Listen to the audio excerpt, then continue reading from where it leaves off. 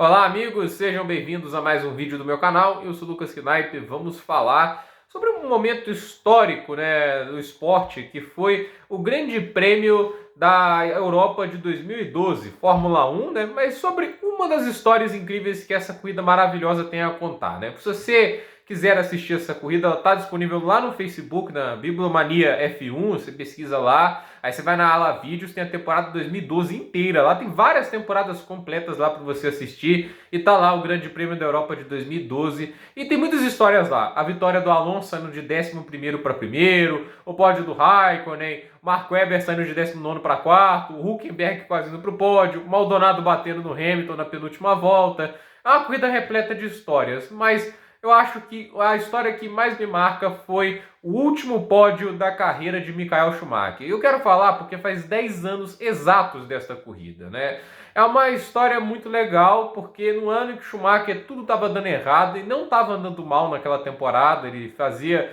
desempenhos impressionantes na classificação, mas as coisas não davam certo na corrida, Chegou a ter chances de pódio antes, até de vitória no Grande Prêmio de Mônaco, mas nada dava certo para o Schumacher, era uma coisa assustadora. E naquele fim de semana, no ano tão azarado dele, ele conseguiu ter um desempenho assim impressionante e a sorte sorriu a favor dele para que ele subisse ao pódio pela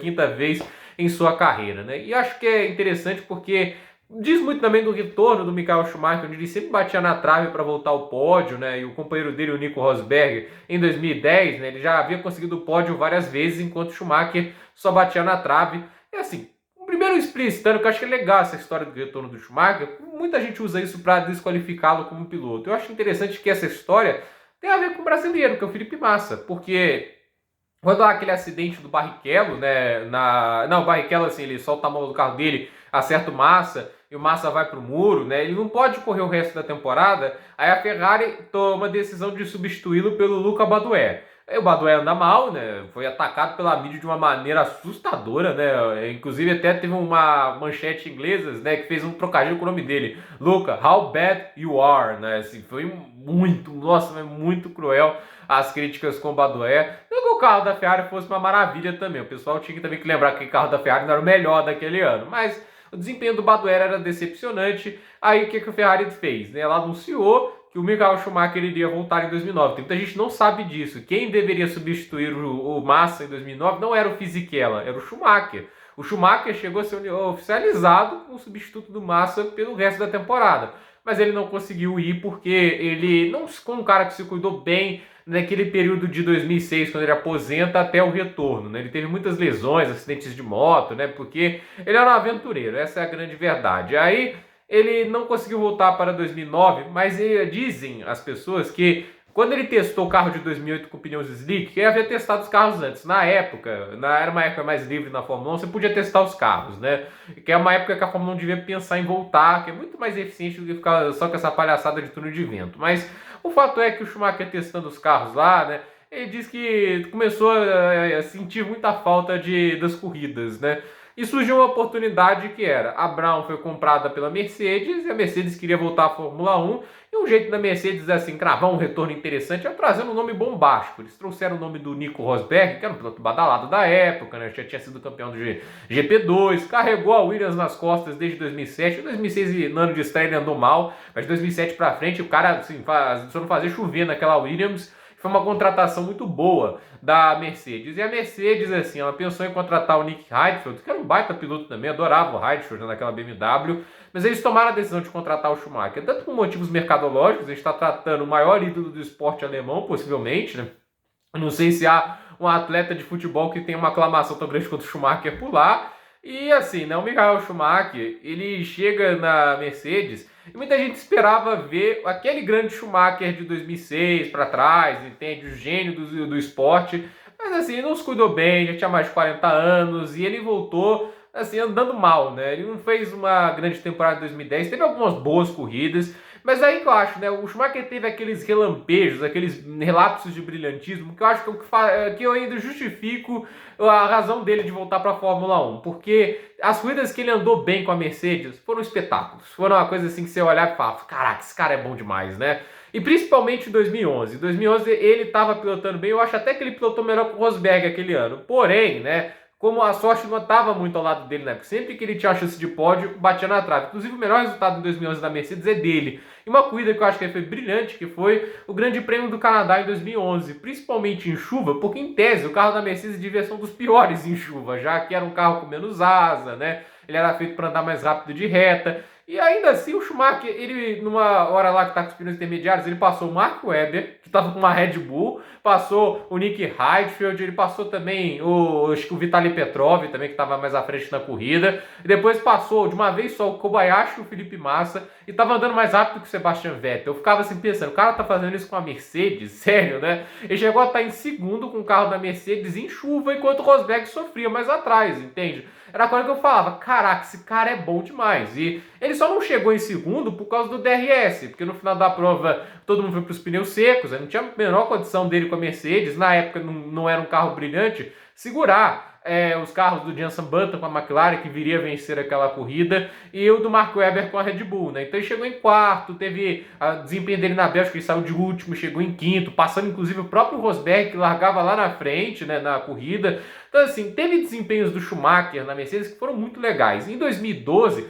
ele estava muito motivado a fazer uma grande temporada. E ele estava classificando bem. Se não me engano, na Austrália, ele classifica em segundo. Aí na corrida seguinte, na Malásia, ele classifica em terceiro, com a Mercedes, assim. Ele havia superado o Rosberg nas duas classificações, mas na Malásia, na Austrália, o carro quebra.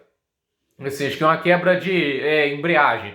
E na Malásia, na primeira volta, estando lá na quarta posição, ele vai lá e recebe um toque do Grosjean maluco, que joga ele lá para as últimas posições, né? Então, assim, o Schumacher não estava dando sorte, tudo estava dando errado, né? E em Mônaco, quando ele marca a pole position, ainda tem uma punição que eu considero até hoje injusta, naquele acidente com o Bruno Senna. Então, assim, ele na Catalunha não pôde largar na pole em Mônaco, numa das voltas mais incríveis que a gente viu em Monte Carlo, né? Ele com um carro que nem era a primeira força daquele fim de semana. Tudo bem que o Rosberg andou bem, né? O Rosberg foi terceiro colocado da classificação, mas o melhor carro era claramente o da Red Bull, né? E ele superou o Mark Webber naquela classificação, o companheiro de equipe. E assim, era uma obra de arte ver ele mexendo com o balanço de freio, né? E assim, nada dava certo, porque chegou na corrida, tava bem, aí quebrou o carro de novo, né? E assim, parecia nada dar certo. Quando ele chega no Grande Prêmio da Europa, ele tinha marcado acho que 1 ponto no campeonato, né? O Rosberg já tinha ganhado corrida, que foi na China. Inclusive, nessa corrida, o Schumacher estava em segundo, né? E o motor quebrou. Acho que não foi se o motor quebrou, se não parafusaram o pneu dele. Então, assim, nem a Mercedes estava ajudando o Schumacher, né? E assim, nessa corrida, né? Foi onde a sorte sorriu para ele, talvez. Poucas vezes nessa passagem pela Mercedes. Óbvio que eu não estou querendo dizer que ele pilotou fino durante toda essa passagem. Não, o desempenho dele foi abaixo. Não foi o piloto que a gente estava acostumado a ver antes. Só em alguns momentinhos. Porém, nessa corrida da Europa, cara, eu acho que o desempenho dele me surpreendeu muito por ter conseguido segurar o Mark Webber com um carro melhor atrás durante quase toda a corrida, né? O Webber estava atrás dele durante boa parte da corrida, fazer ultrapassagens muito bem pensadas, saberam planejar cada curva, assim, porque o circuito de Valência tinha isso, né? Às vezes terminava reta, aí tinha aqueles circuitos que faziam uma tangência, assim, que era mais lenta, mas dependia muito de tração, então ele sabia explorar bem o uso dos pneus mais novos em comparação dos concorrentes. Então, assim, foi uma corrida que ele pilotou muito bem, mas a corrida era para um sexto lugar. O que aconteceu? O Vettel quebrou, aí ganhou uma mesma posição, sétima, né? Porque o Grosjean também quebrou. Aí ele estava em quinto lugar, que era o teto de produção dele naquele momento, e acontece o acidente entre o Maldonado e o Lewis Hamilton, né? Que o Hamilton estava sendo atacado, estava sem pneus basicamente, né? E o Maldonado tenta ultrapassar ele, o Hamilton joga ele para fora da pista ali. A Maldonado tem a brilhante ideia de continuar acelerando por fora da pista. Ele passa por cima da zebra, o assoalho esbarra no chão, levanta o carro um pouquinho, ele vai reto no Hamilton, os dois batem, Maldonado perde o bico, o Hamilton abandona e com isso o Michael Schumacher assume a terceira posição. Só que a questão era, né, ele ainda tinha uma volta e o Mark Webber estava próximo, né, e assim, o carro da Red Bull poderia ultrapassá-lo, mas a questão, o carro batido do Hamilton deixou bandeira amarela no setor 2, que é onde tem os 2 pontos de DRS. Então o Mark Webber teria que fazer uma ultrapassagem ou no setor 1 ou no setor 3, em que era praticamente impossível fazer uma manobra. Então assim, a sorte sorriu toda para o Schumacher naquelas voltinhas finais. E foi muito legal ver assim, o sorriso dele no pódio, o rádio dele agradecendo os engenheiros, né? Que depois de tanta luta, ele havia conseguido, no mesmo que assim, nada sorria para ele, ele conseguiu um objetivo tão impressionante. Né? Um cara que ganhou 7 títulos mundiais, né? Um cara que 154 pódios antes daquela corrida, né? Naquela época ninguém tinha mais poles, ninguém tinha mais vitórias, ninguém tinha voltas mais rápidas, ninguém tinha mais pódios, ninguém tinha mais título, ninguém tinha mais nada que o Schumacher. O Schumacher ainda era o detentor de todos os recordes da categoria, com uma vantagem absurda para o segundo colocado. O Hamilton viria aí para Mercedes depois e tudo isso, mas aquela questão, naquele terceiro lugar para o Schumacher valia muito, né? A gente via ele ficando feliz e emocionado por chegar em terceiro lugar.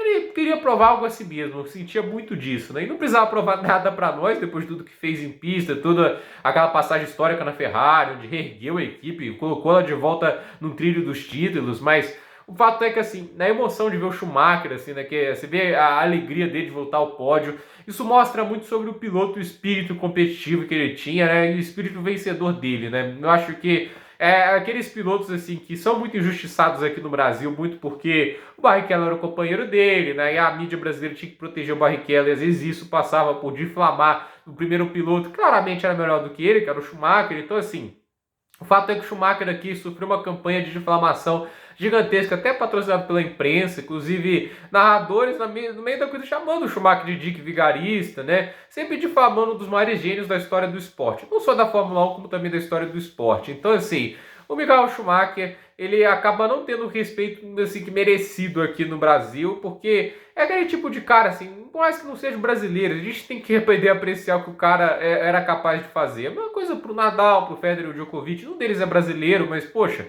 a gente valoriza, a gente olha pros caras e fala, caraca, que cara extraordinário, né? E eu acho que isso está mudando, né? As pessoas estão começando a valorizar mais o Schumacher, menos aquele comentarista que ele trabalha na Globo. Mas, de qualquer maneira, eu acho que era legal lembrar dessa história aí do Grande Prêmio da Europa, que o Schumacher foi subir ao pódio pela última vez. Mal dá pra imaginar que já faz 10 anos que isso aconteceu.